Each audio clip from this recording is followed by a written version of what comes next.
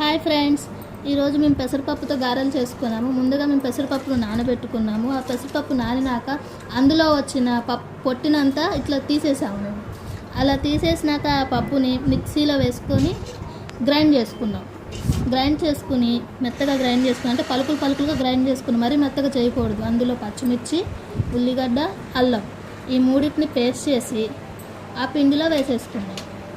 Paste చేసి, అంటే ఇవి కూడా బరకగా చేసుకోవాలి, ఎక్కువ చేసుకోకూడదు మిక్స్ పేస్ట్ లాగా. అలా చేసినాక మొత్తం కలిపేసుకోవాలి.